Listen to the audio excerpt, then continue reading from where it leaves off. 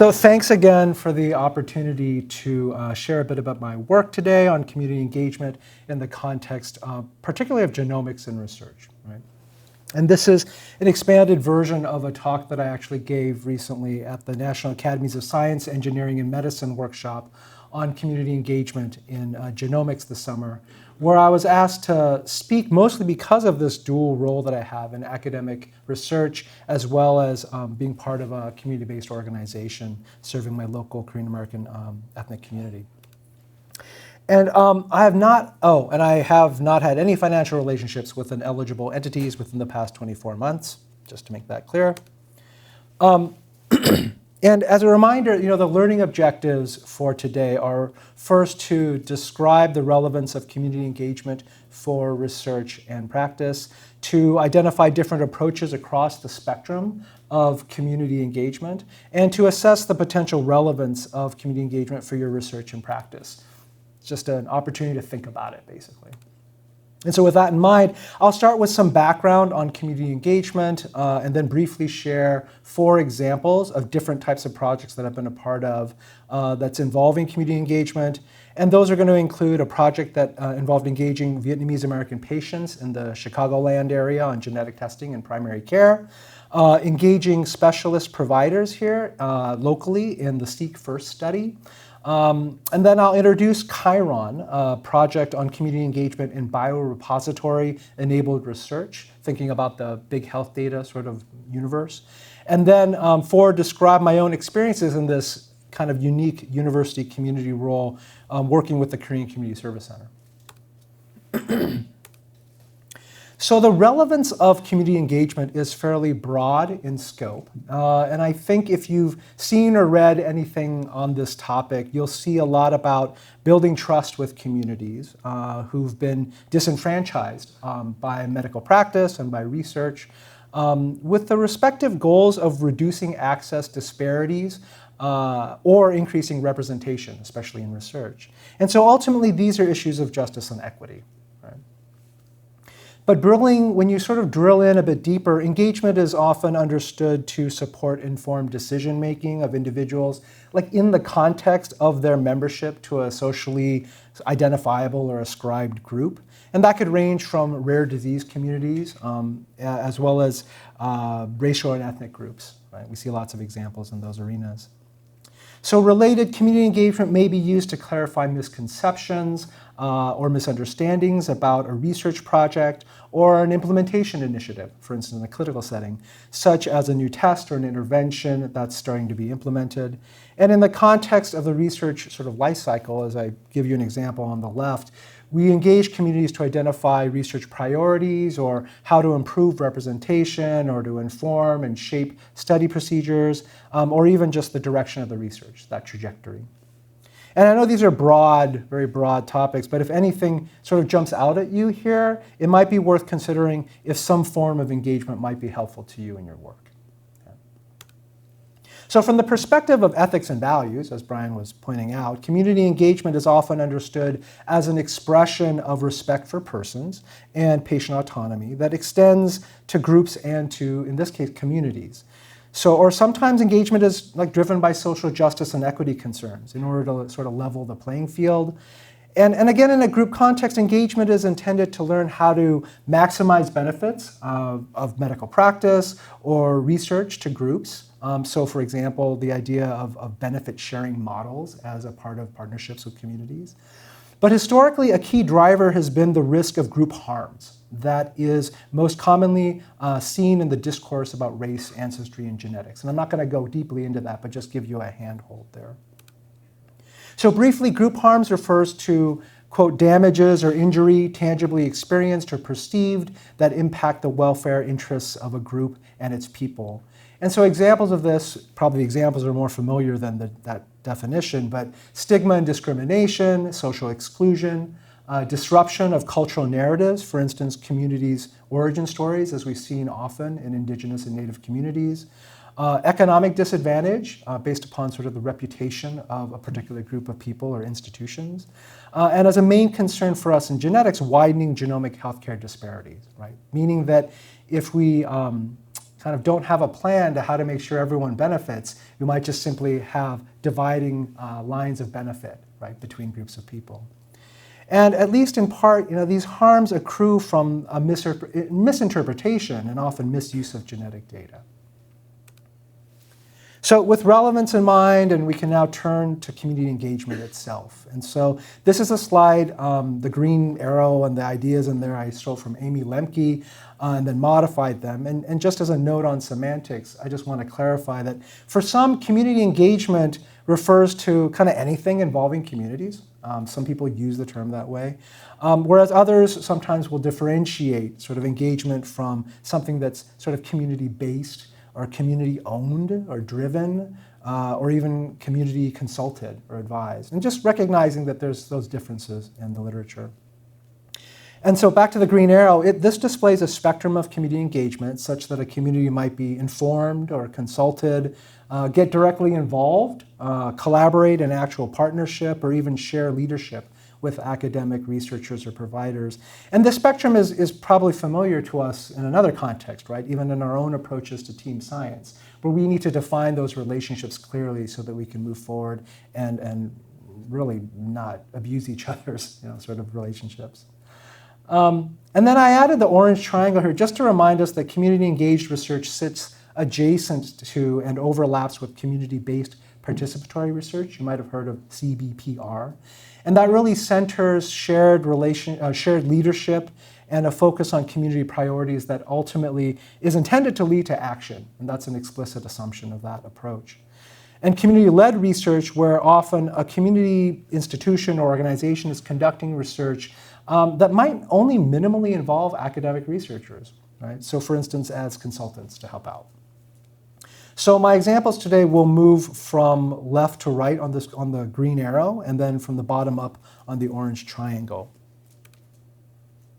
So there are a number of scholars who've published consensus statements and reviews about community engagement, and I encourage you to take a look at those.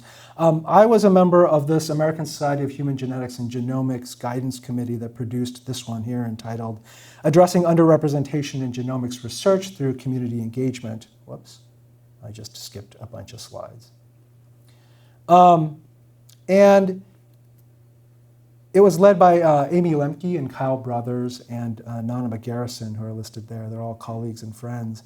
And there's lots about sort of group harms and representation and in genomics research in the article itself. But I want to emphasize that our audience really are ASHG members, right? And we're wanting to present practical guidance to genomics researchers for how to engage with communities. So we split up the guidance into sections based upon preparing for research, the time that during research, that period, and then the period after research, following it. And so before research starts, we highlighted the process of making introductions. That includes learning about the community through local experiences, learning about basic cultural perspectives on aspects of genomics and health, and then moving to identifying community partners and what Wiley Burke, former chair of the bioethics department, used to call bridge people, right? And those are people that are familiar with the community and then engaging those individuals as partners to get at preliminary issues like perceived community health priorities or concerns, just getting a lay of the land. And I'll be very honest, I mean, the first way in which I knew Wiley was as a student, and that I was functioning in that way as a bridge person for a while. Another important phase of preparation for research is building community partnerships, which, as suggested by the table, takes kind of a long time and includes a lot of possible steps along the way. Don't let that intimidate you. So that also often includes soliciting concerns from community members and really co-developing a plan for how to work together. Just basically, how are we going to do this, right? Including methods for engagement, how the resources that are available will be used, if there's trainings that community members need in order to engage, as well as trainings of researchers, how parties are going to communicate and talk to each other over the course of the project, and how we'll share results and other benefits. Again, things that we do when we try to collaborate with each other as investigators and researchers. And then with that plan in hand, partners during the actual conduct of research can report findings, seek additional input on how data is being collected or analyzed or interpreted, and certainly reported. And as appropriate, assess and address any unintended consequences or harms, right? And assess strengths and weaknesses of the project. And the main point here is to really sustain that partnership through engagement about the project in real time, rather than sort of, hey, we got it going, now we're stepping away and everyone's doing their own thing, and then maybe we'll come back and sort of share what we found and disseminate that. The ideal situation, again, this is ideal, is how to do sort of all this work during the whole course of the project, at least having a plan for it. So finally, following the project, researchers are encouraged to work with community partners on disseminating those findings, as I was mentioning, and interpreting the results, making sense of them, consulting with the community on how they might wish to be referred to publicly, right? Whether that's in a manuscript or if it's a blog post or a website or all those different possibilities nowadays. And of course, sort of these questions about authorship and acknowledgement. And this is also the time for actually returning results, maybe, whether it's to an individual or it's to sort of the community in aggregate in a forum type situation. And more reflectively, it's a time to evaluate how the community engagement effort kind of overall went, right? Talk about long-term commitments to the project or future projects. Are there more things that you want to work together on? And if and how resources from the project could be made available to the community in the long term. I did a project a long time ago as a student on bone marrow transplant sort of registry signups, right?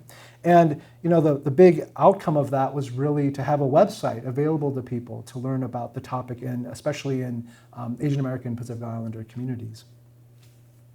So I'll just add that the guidance committee didn't really want or expect this to be the end-all or be-all by any means, but rather to serve as a starting point for the ASHG community to start advancing community engagement in genomics and keeping that conversation going. So shifting gears to some actual examples. The first is a project that Amy Lemke and I worked on together to assess Vietnamese American patients' perspectives on population genetic testing in a primary care setting. And the North Shore University Health System had been offering genomic panel testing through primary care, during which time they had acquired another community health system that included a specific primary care clinic that was serving Vietnamese Americans. And they hadn't seen much uptake of this testing effort at the time. And so Amy, who's an implementation researcher and who's also a bioethicist, reached out to me about engaging on this particular community. And so it started with an initial group discussion with community leaders who had already been a part of the health system, and in particular with a primary care provider who was Vietnamese American himself and had been serving for many years. And after that initial exploration of interest and commitment, the provider also recruited 2 other community members to the research team. And the team was trained in community-based qualitative research to conduct interviews with patients from the clinic. And interviews were conducted in Vietnamese or English and translated and transcribed for analysis. And we also trained the team on this method called rapid qualitative analysis, which really involves providing a structured template for analysts to fill out with quotes from the corresponding transcripts. And also of note, the community members on the team wanted to know something in particular, and they brought this to us, which was how much violence participants believed that they had experienced because of their race. Right? And this was of interest to them, and so we included that in the interview guide as a way to make sure that we're honoring that commitment. And so we had 22 interviews with participants, of whom all but 1 was born in Vietnam. The majority preferred Vietnamese language, and about half had resided in the US for more than 10 years. And the main results tracked 3 key domains of inquiry, including challenges to genetic testing, ways to overcome those challenges, and who was considered as trusted sources of health information and genetic testing information.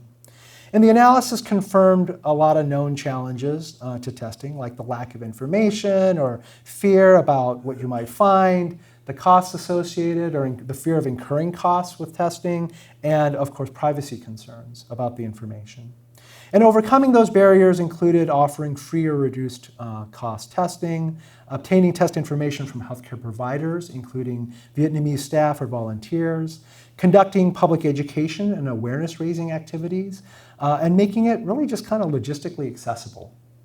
And so trusted resources, especially for information, included their primary care doctors, other healthcare providers, family and friends, and reputable online sources. And it was actually interesting that they were distinguishing between reputable and disreputable sources.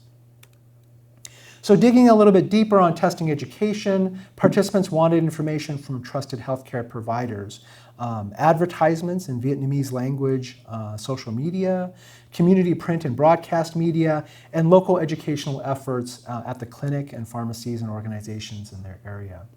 And I'm just gonna be honest, a lot of what we found was like what we kind of expect to find. And in fact, these are all methods that I employ when I work in community settings already. So it's kind of validating what we knew would often work, but hearing it directly. And again, there were some surprises, like we rarely find it that the healthcare provider is listed as sort of the top trusted source, right? For better or for worse. But it was great to see that in this case, right? That helped guide sort of the project. So from this engagement effort, as you've just heard, like not only did we learn about how and who should provide that education, but also North Shore actually put into practice a number of tangible suggestions. So the addition of at-home saliva-based genetic testing or sample collection was a strategy that they employed in this case, instead of just blood. The adoption of culturally tailored educational and marketing materials, they moved on very quickly. A genetic testing advertorial, right, is an advertisement as well as an editorial at the same time that was written and distributed to community events and published in community magazines. And the development and display of information posters in the primary care clinic and waiting rooms. These are all things that they did within the time frame of us working on this project, which was great. So it's like real-time benefits to that engagement. And so to clarify, this project was community engaged rather than based or led, right? And community didn't come up with the idea kind of de novo, but it did build on existing relationships with providers who are already serving the community, and it capitalized on that. And it used a rapid and practical analysis approach to directly inform North Shore's integration of routine genetic testing in primary care. So they didn't do everything on that big, long ASHG community engagement guidance by any means, but they did instead, what their partners deemed as important. And that included learning that about a quarter of the participants believed that they had experienced violence due to their race, which is very consistent with recent surveys that have been conducted here in our region among Asian Americans and Pacific Islanders on hate and bias. So now turning to engagement with providers. The SeqFirst study led by Mike Baumschad in pediatrics is about expanding the implementation of pediatric whole genome sequencing to ensure equitable access to genetic diagnoses, as well as offering that testing earlier to reduce testing odysseys. And as a part of that effort, I lead a qualitative analysis team that's engaging families and their providers in the study through interviews. And Freeman and Wojcik laid out this framework on how social determinants of health can pose barriers to diagnostic genetic testing. And it's a thought piece, right, with a little bit of evidence supporting it. And barriers such as structural racism or distrust, right, life course traumas and history of eugenics as contributors to disparities in access to genetics.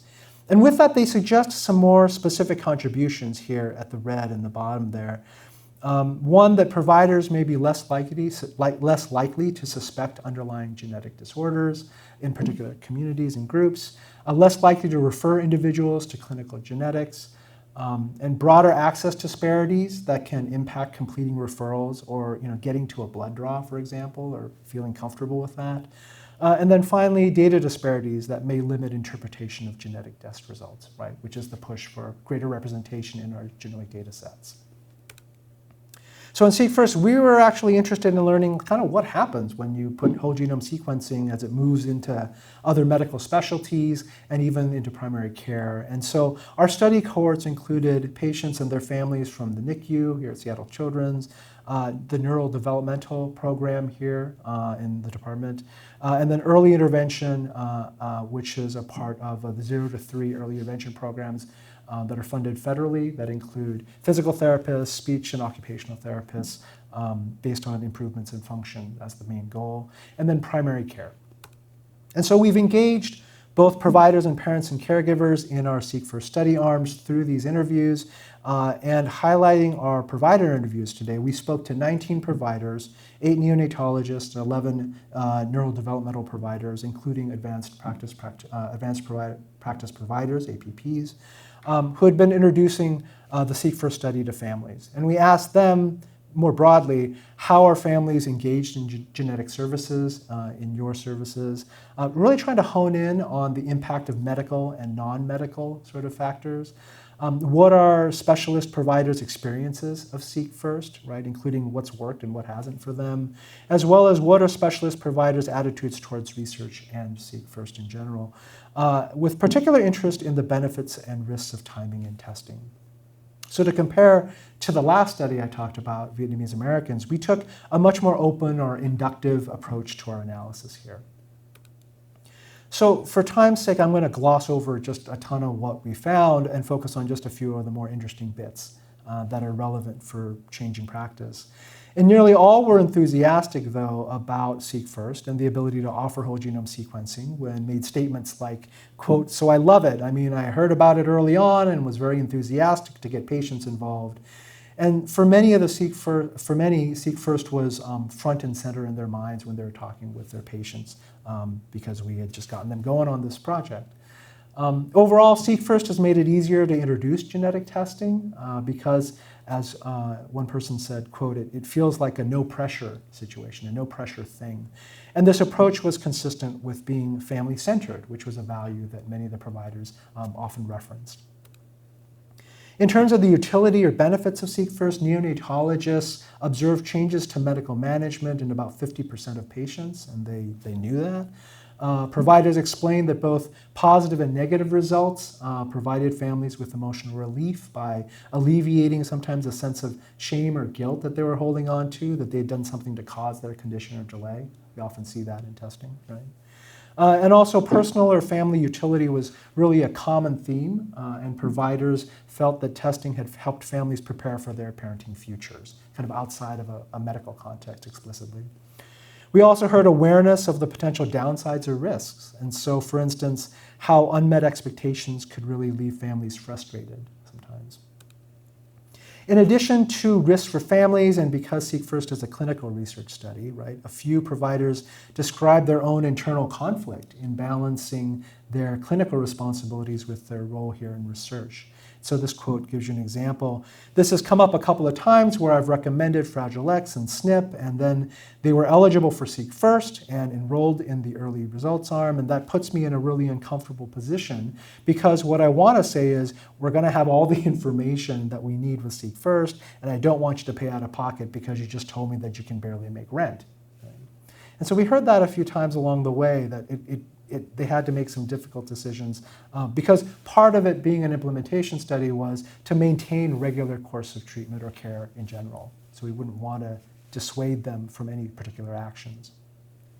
Another person said, and this is the moral framing, right, that this is kind of like a moral dilemma of what do I do with that?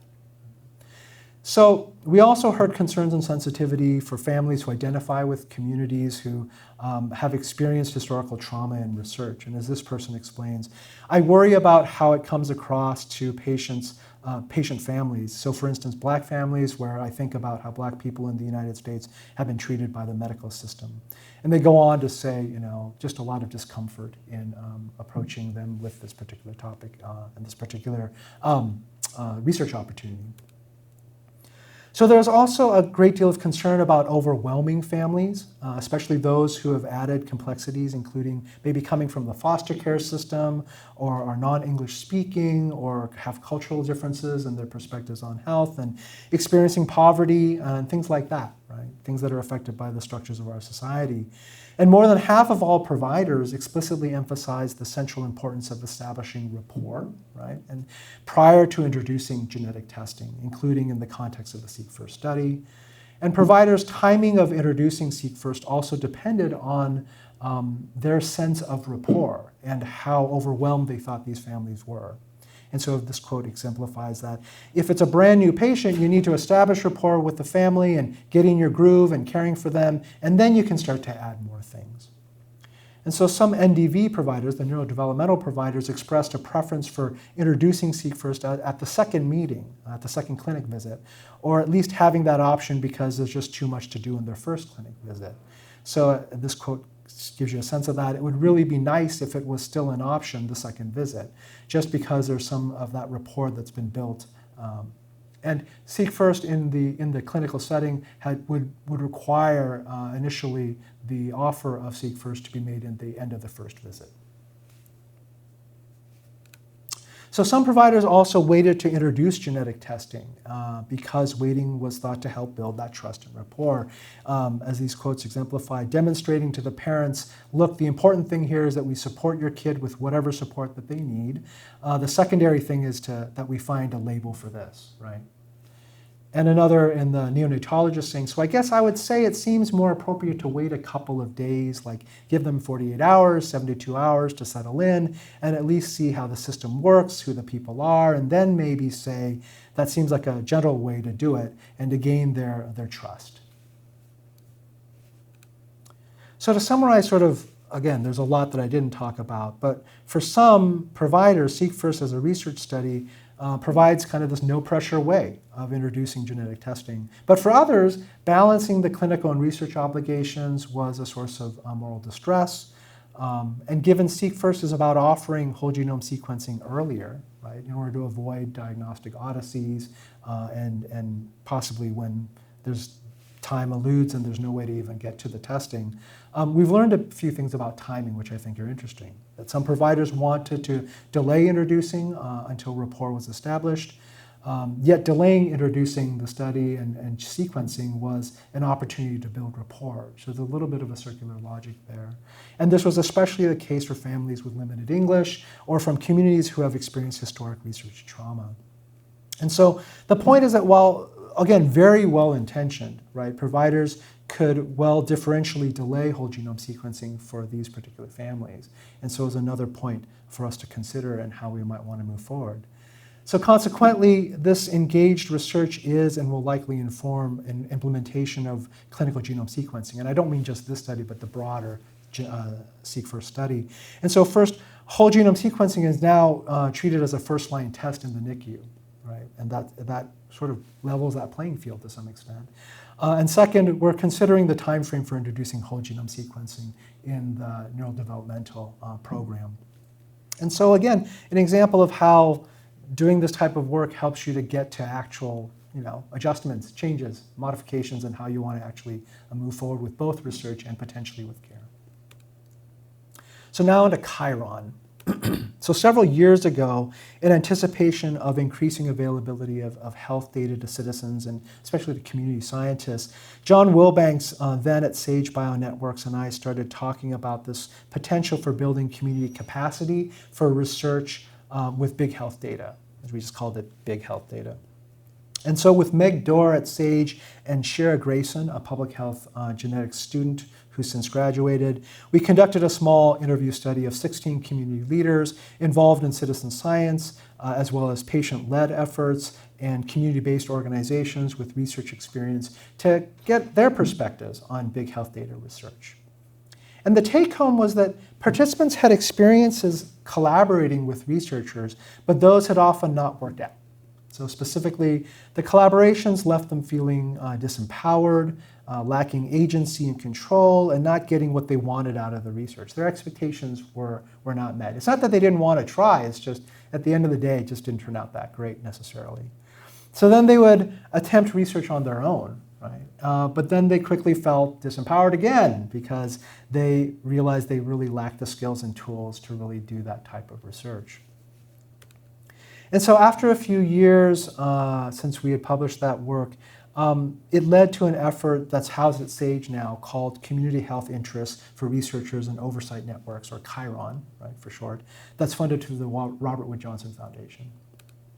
And CHIRON makes two basic assumptions. Right? One, that reusing data is a good thing, right? And that two, that research is better when communities are involved. And our problem is that biorepository data, when it's aggregated for its reuse, further separates or distances these data from their source communities, right? You don't have contact with people anymore.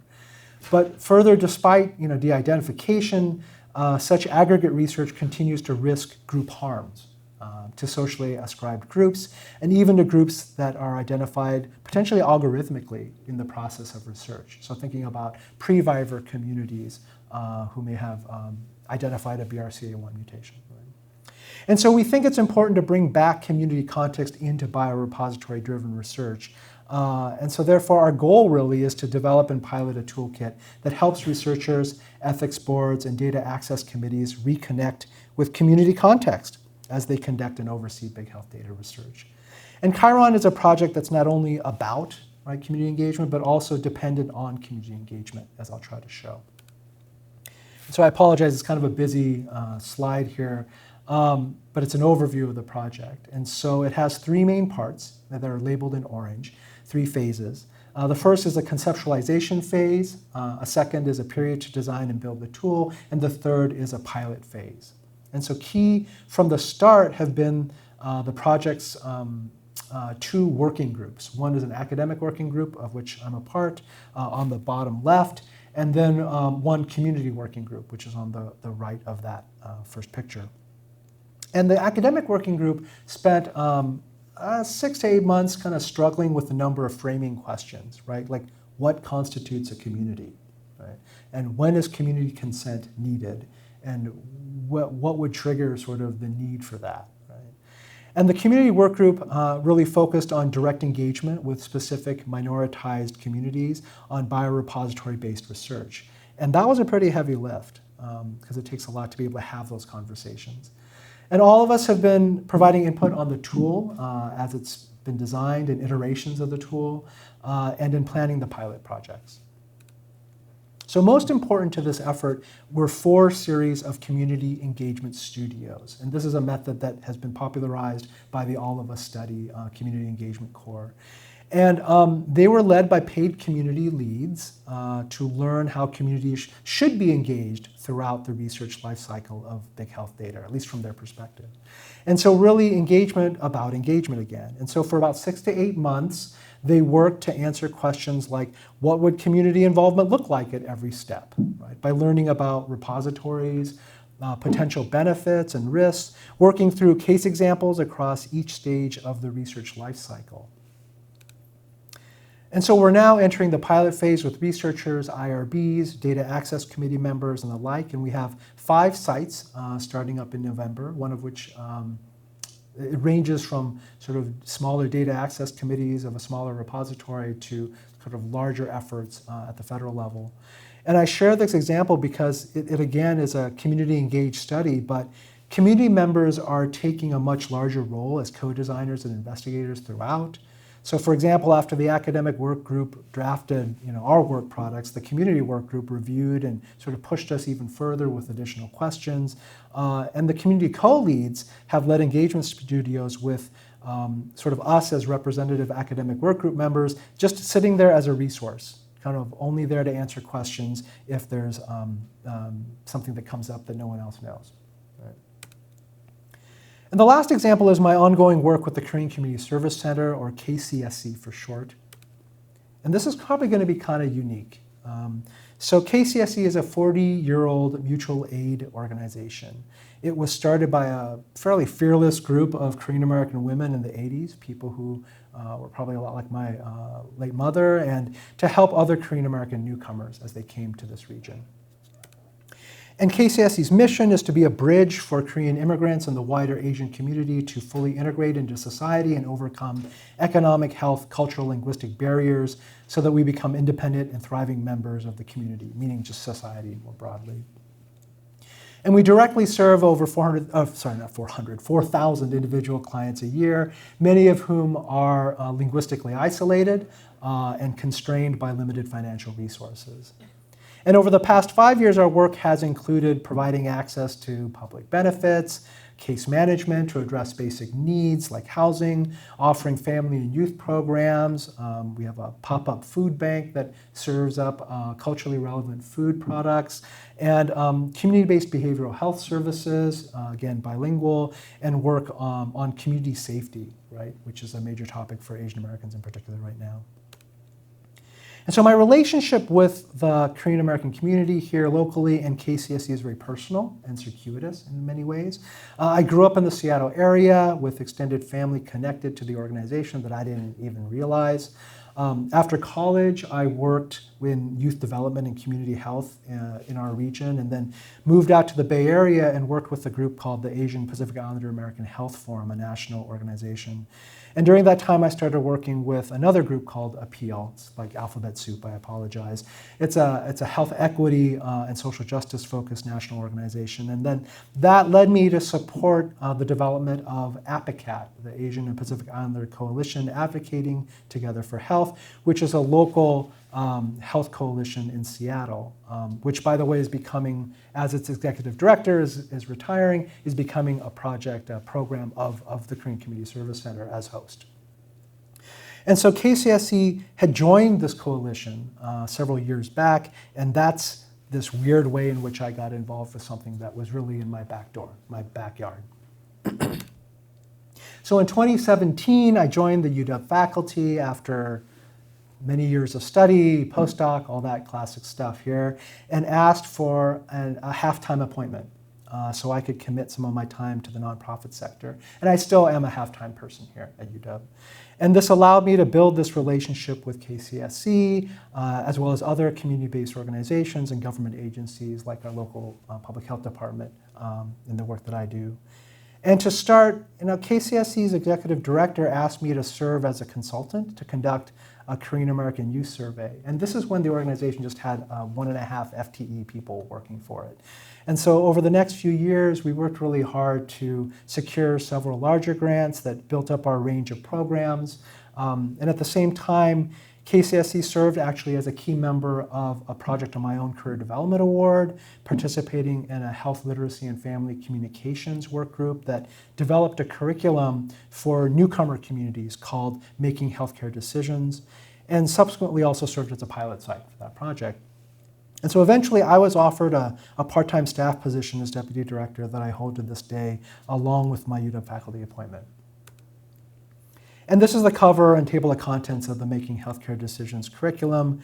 And this was really designed and developed by the working group, which over 2 years intended to help newcomers develop their own agency in making healthcare-related decisions, such as in genetic testing and genetic research participation, which was the angle I was coming from.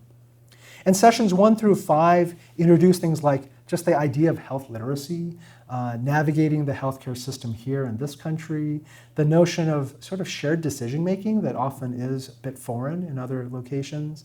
And only section 6 is really about genetics and could be swapped out for any other topic. And again, this was by design by a group of 40, 50 some, 40 in their 40s or 50s, women who were immigrants, who were first-generation folks here, who really were speaking from their own experiences as to what would be helpful to members in their community. So a few years ago, I had the opportunity to reflect on this partnership and write a short case study that introduced KCSC in the American Journal of Bioethics, and as a part of a case series on community-engaged research. And I briefly described the organization's development toward becoming what we like to call a learning community-based organization. And the role of the University of Washington in that process was very important. So similar to learning healthcare systems, KCSC's many sort of grant-funded programs and services have been opportunities to develop capacity to engage in assessment and evaluation activities, some of which directly involves both community research projects that are sponsored here, as well as prevention intervention research. Right? So for instance, after about 35 years of serving clients, the organization adopted finally a client management platform. They've just been keeping track on paper for decades. And so now routinely we can assess client and participant outcomes, and we even have a data information specialist, right, who actually was a graduate here at UW. And we can convene advisory committees and share sort of what we're seeing in real time to guide our efforts. And of course, this is still a work in progress, but it's enabled us to center community needs and strengths and convey our story to funders and partners. So now recently, at the Ethical, Legal, Social Implications biannual LC Congress, it's just a big conference of people who do this type of work, I shared some of the challenging sort of research-related decisions that our organization has faced, including, and people were struck by me sharing a failure, in a sense, right, sort of ending an overly burdensome academic research partnership, right, as well as sort of staff struggles to distinguish between sort of priorities of staff as well as versus those from the community. Right? And that the take home, I think, is that community-led research is complicated. It involves a lot of values-based decisions that people who are out in the field may really not be yet well equipped to deal with, and may seem obvious as to what those answers are, but they do raise ethical implications, as well as potentially bias the work that they're doing in negative ways. Along with making healthcare decisions, two projects that are moving us closer to sort of long-term, hopefully meaningful engagement in genomics. First is building on our parenting education work. The organization's recently stood up a program called KPEDS that it provides in-language community-based support to Korean American families seeking developmental screening and access to early intervention services for their young children, infants and toddlers. And our efforts include incorporating information about developmental milestones and screening into our parenting classes, one-on-one navigation of infant and child developmental screening and available supports using what is termed in the field warm connections, right, where we literally are walking with families through the process to the degree that they need it.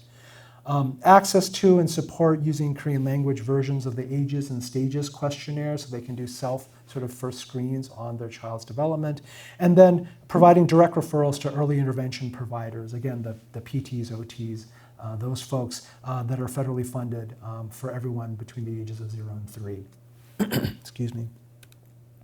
So second, in conjunction with the Chinese Information Service Center, which is a strong partner of ours, we're embarking on a project to develop supports for parenting program staff at both agencies so that we can help guide families who are considering or confronting or confronted with diagnostic clinical sequencing for their children experiencing developmental delays.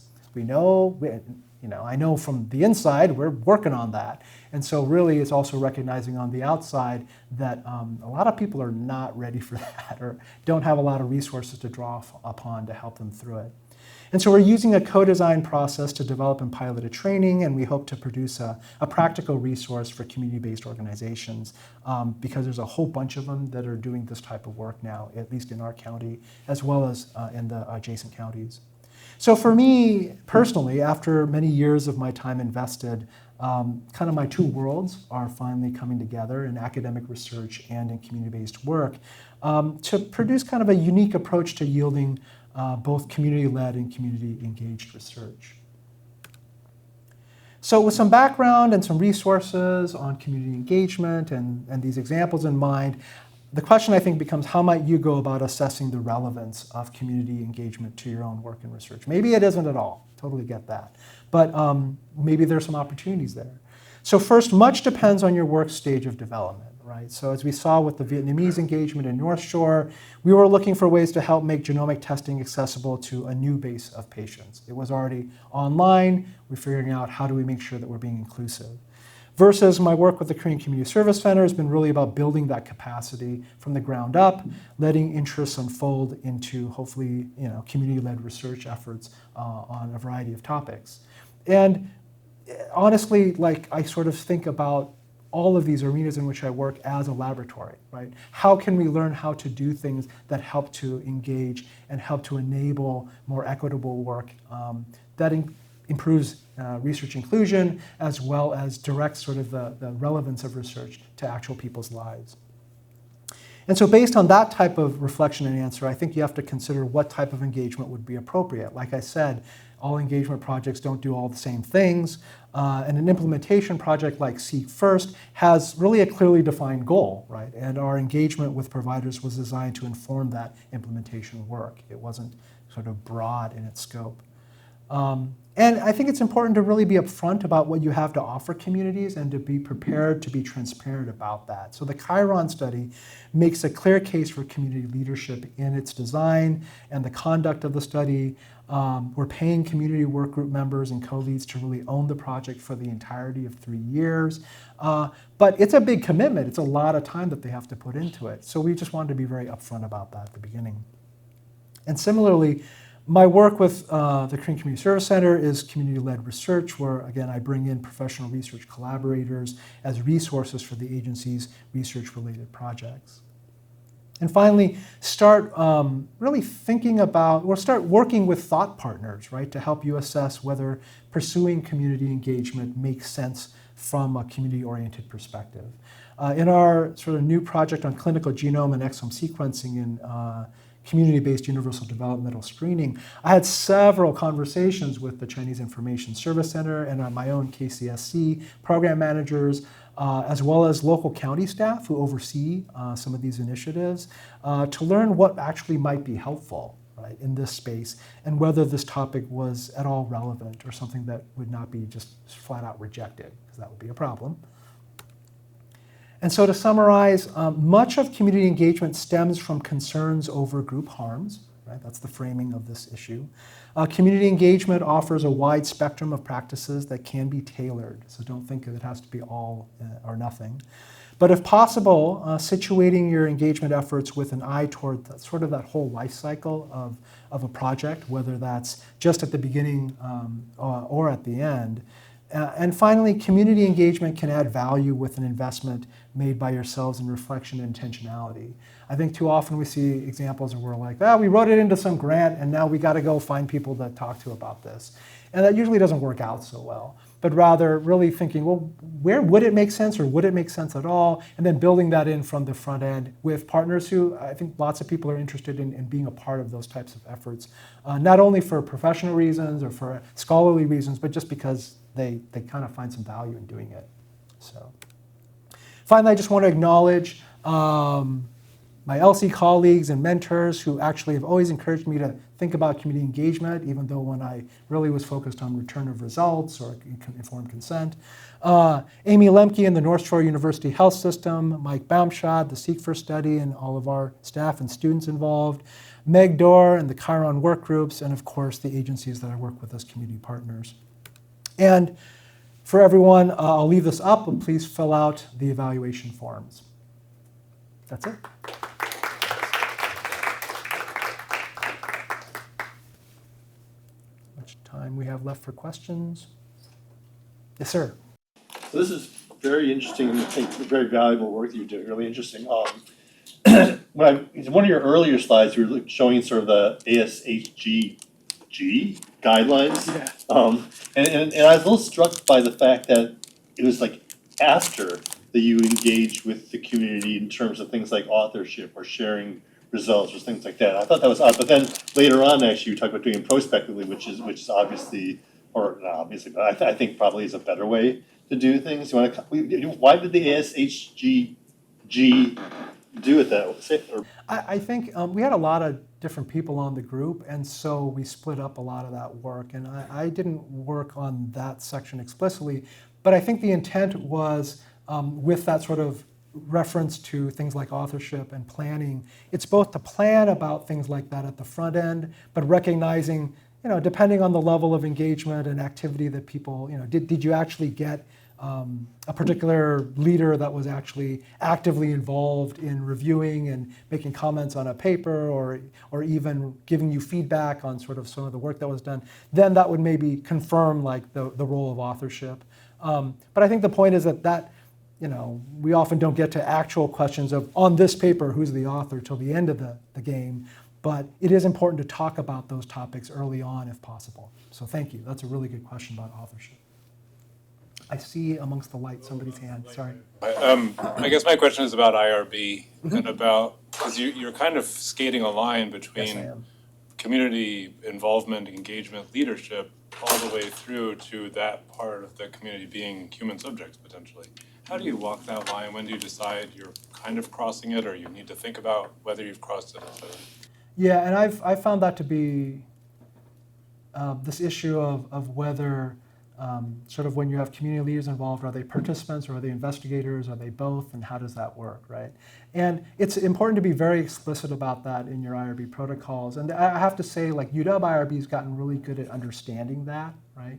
I think early on, I think some of my very early work as a grad student, I just remember it was just kind of confusing. I think people thought it was confusing. And so being explicit, I think the other part of it is sort of having that early on actually defined in your proposals and making sure that you know that as you're coming to people and asking them to engage in this way, you're going to have to be able to, you're going to have to figure out a way to be very clear about that with them. But it is possible. I mean, we've done that a number of times in the work that we do. And I think a fine line that crosses over is when there's not just a gift of participation, but when there's like money that's starting to exchange, right? When you're paying through a stipend that's significant, or if you're starting to hire people as consultants, or if they're becoming sort of staff. You know, for a lot of the work that I do with KCSC, you know, we have to get a UW Reliance agreement established. We have to, you know, there's some clear lines where if I am a PI on something that I want to bring KCSC into, then I need to make sure that it is being reviewed and approved at a level above me, at the executive director and at the board level, not me just deciding on my own what's going to happen, because that's a complete conflict of interest, right? So it does help to, I think that's where getting some advice on how to approach it is probably going to be helpful. And so myself and colleagues are often kind of in the mix on those types of things. Yes, Dr. Schultz. Yes. So nowadays we have with your work, then the community is a geographically defined community that has or somewhat geographically defined that has like a physical home. How would things be different working with communities that are, you know, online, potentially global or at least national, and where kind of the community may be defined by people opting into the Facebook groups or chat groups? Yeah, absolutely. That's a really exciting area of work. I don't do that myself, but I've worked with Meg Dorr at Sage Bionetworks, they led a really amazing international effort to create sort of avenues for that type of engagement with youth throughout the world.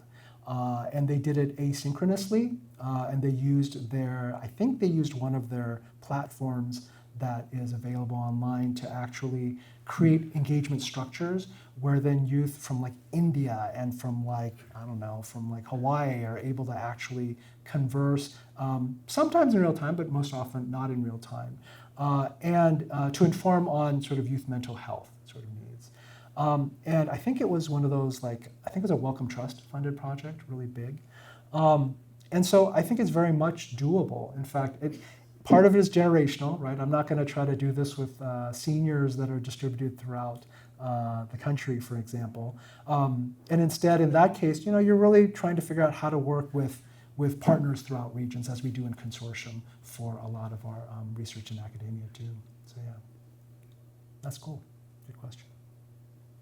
Yes. You kind of hinted to the idea that there may be situations where some of the structures within academia can be problematic. Can you elaborate a little bit more on that? Yeah, the structures in academia can be problematic. They can be supportive, but honestly, I tell my division chief, you know, Mike, about this a lot. I'm like, why is it so hard to get X, Y, or Z to happen in the UW? Whereas if I'm working in a nonprofit setting, like I can make that happen, right? And I can do it well, ethically, et cetera. But here, I feel like I might get pushed and pulled in so many directions. And I think, it's an issue of bureaucracy. I mean, we find the same thing when we're trying to do work with our local public health department. That can get difficult. I think things are getting better, though, because there's a much greater recognition of why communities matter and why that sort of order matters. And so, for instance, I had a kind of, I guess, a consult request. Somebody asked me about, they were working with groups in the public health setting, and they wanted to figure out like how to pay the groups, right? But they were a part of a research study. And so the IRB, I think, was balking at that. And I said, well, the reality is that that's a very common approach. And so I think we need to just do some education, right, with the IRB and show examples of where that really has worked and is a way in which not just relying on organizations to, out of the goodwill of their heart, put in staff time to help promote and recruit, but to compensating that. And so whether that's done on a fee basis, right, as a vendor, right, that's one avenue you can take. I think I suggested that. As compared to thinking of them as a participant group that you have to make sure that you're worrying about sort of particular coercion issues, which is very valid. Because it's really understanding, there's not just investigators and participants or subjects, right? There's just a lot in between there that we need to recognize and build the infrastructure to enable if we want to see more community-based and community-involved research to happen. And that seems to be the signal that we see, certainly in the NIH environment, as well as in the private foundations that support research. So, yeah. Yes, ma'am. To push a little bit more at this question about academic, the academic side of it.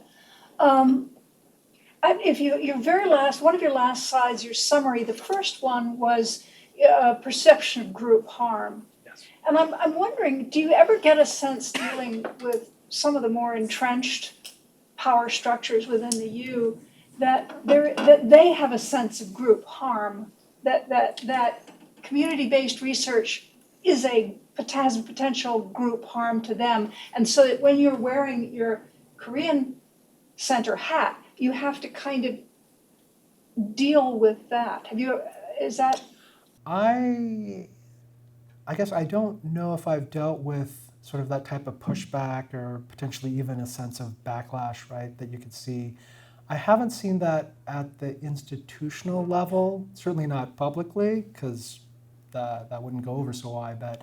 On the other hand, I have felt it from individual investigators, and usually, I'll give you an example. We were working with someone, and we completed the project. It was totally fine, but our staff we had the funding, and we had an investigator working with us, and it was because they had brought an evidence-based curriculum that we could use, and then they wanted to study that curriculum, right? And they've been doing this for years. And in doing so, the participant burden was really high with just a lot of validated surveys, and we were getting just a lot of grumbles and pushback, not only from participants, but also from staff, right? And so this was just becoming, and then there's a lot of expectations about like, oh, well, you have to do everything this way, right? And again, this wasn't an NIH-funded or CDC-funded study or something. This was just an opportunity that we were taking advantage of.